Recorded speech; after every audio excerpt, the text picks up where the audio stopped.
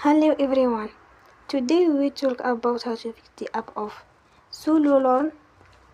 We will go to settings. Then we click on apps. After that we search the app Sololearn and we click.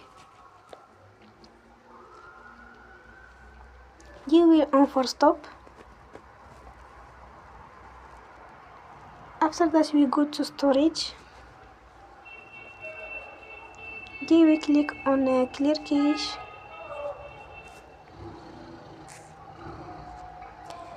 In the end, turn off your phone and you will recharge your phone again.